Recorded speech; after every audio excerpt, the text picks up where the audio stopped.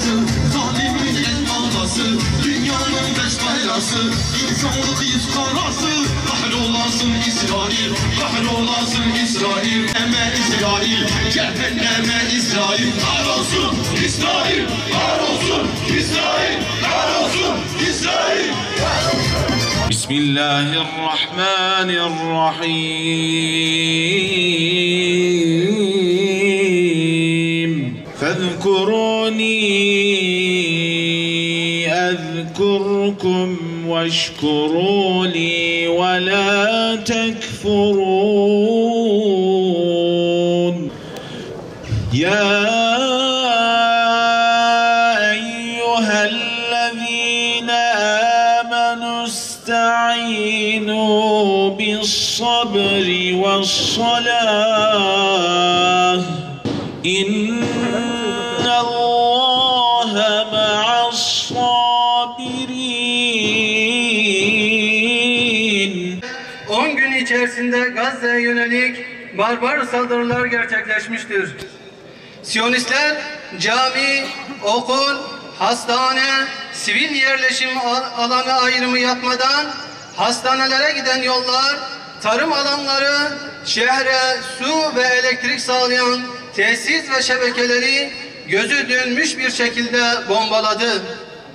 Yaralılar tedavi edilmesin diye doktorlara yönelik özel suikast ve saldırılar düzenledi.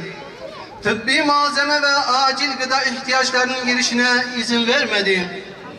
Şu ana kadar Gazze'de 65'i çocuk, 230 kardeşimiz şehit olurken 1570'i de yaralandı.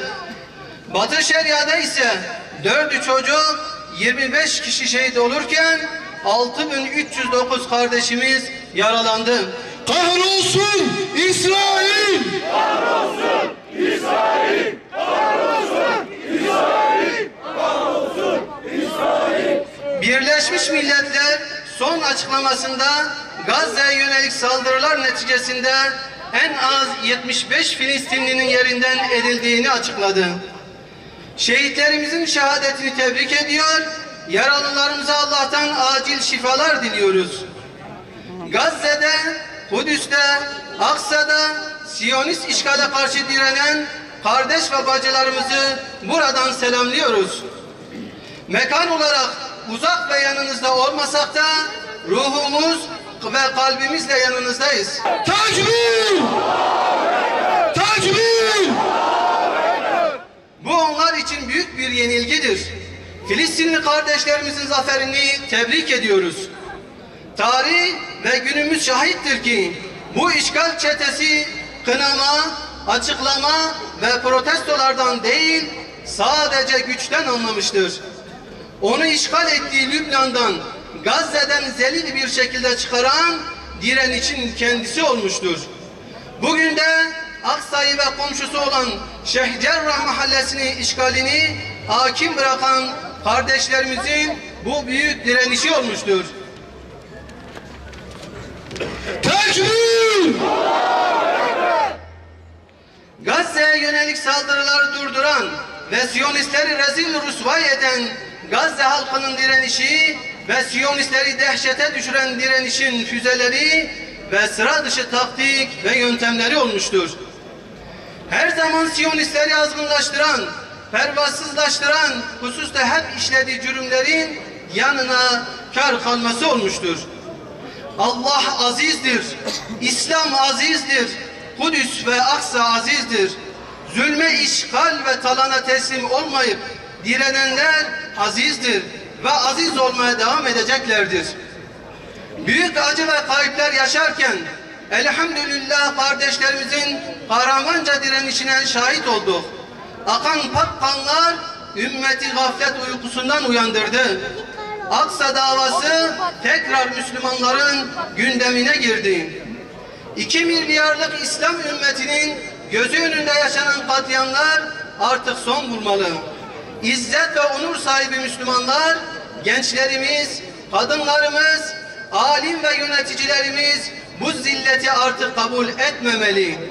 Bundan böyle ümmet Aksa'nın izzet ve onuru için daha gür sedayla ayağa kalkmalı, haykırmalıdır. 20.000 kilometre uzaktaki Amerika için İsrail neyse bizim için Filistin odur. Tekbir! Tekbir!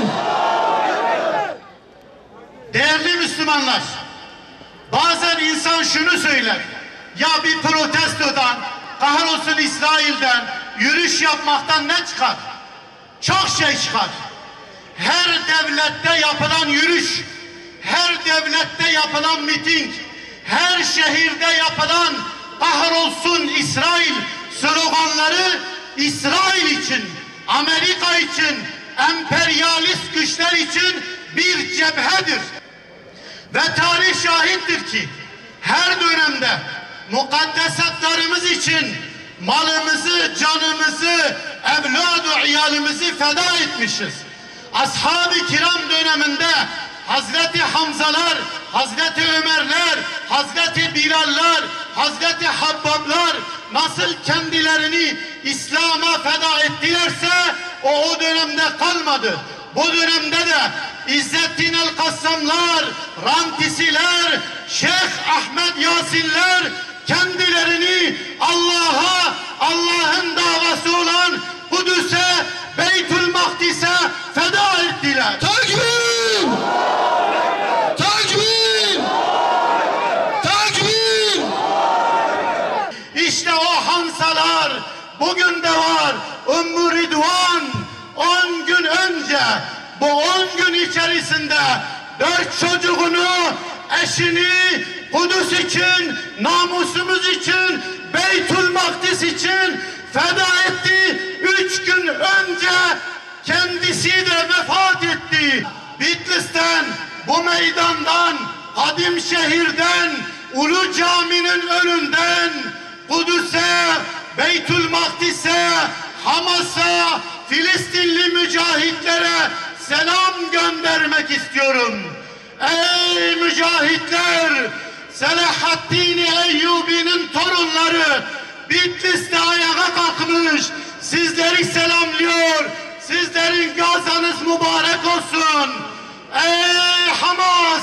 Sen erkeksin, cengaversin, aslanlar gibi kükrüyorsun.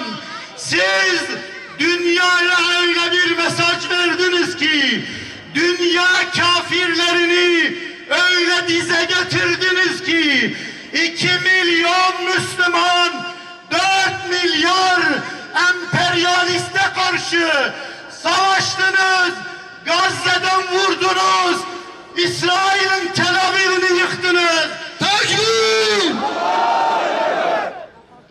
İsrail'in canını yaktınız.